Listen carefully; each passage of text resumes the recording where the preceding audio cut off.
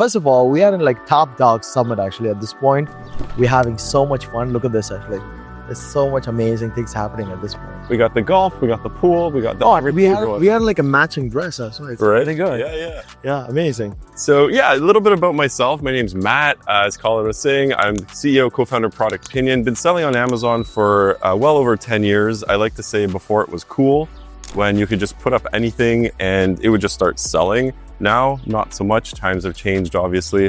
And yeah, happy to be here and chat about how we can make That's awesome. See, one of the favorite things about this, I at least touch this website at least 5 to 6 times. I'm not really like trying to promote them or whatever, but it really matters to me because I'm a super data guy. It works really well. But let's start from the beginning, right? How did you get first started, first of all? Yeah, totally. So how I first started selling, so way back when I worked at a pharmaceutical company, and they only did wholesale. So they only sold to other retailers, and that was their whole model. And I was thinking, well, hey, like, why not sell direct to consumer, right? You remove that extra step, you make more money.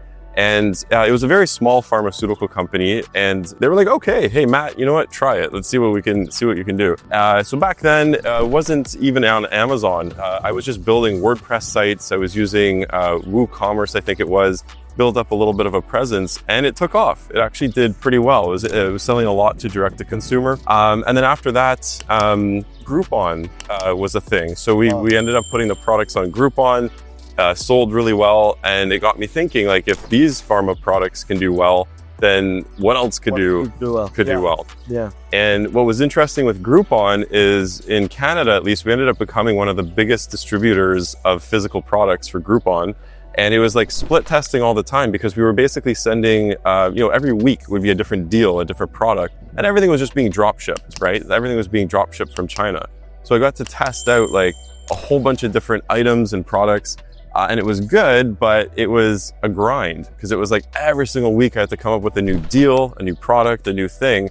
And then that's where it kind of shifted, where I was like, well, hey, if I actually built a brand, then maybe I could get ongoing sales without having to keep, shoving these deals in front of people to make the sales. So that's how you come up with like a differentiation of how we can able to do the split testing without spending so much time. Just stimulate it and find a way that how we can able to make collect the data. Yeah, exactly. And something more stable, right? So like with Groupon, it was like random deal.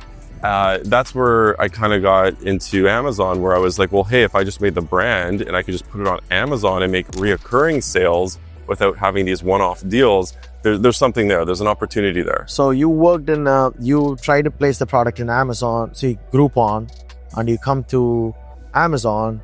So Amazon, you found the problem of like, again, split testing?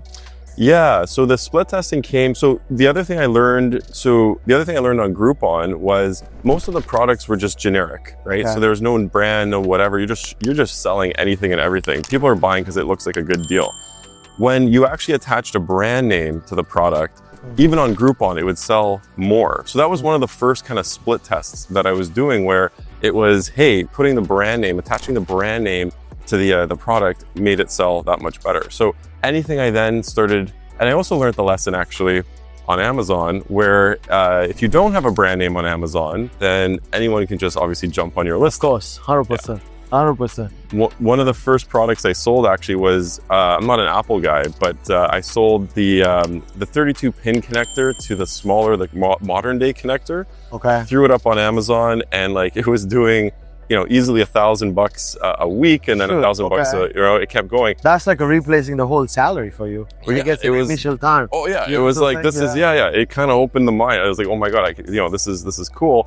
But, over time, people, other sellers jumped on it. So we had to come up with another product. And then obviously branding was super, super important for that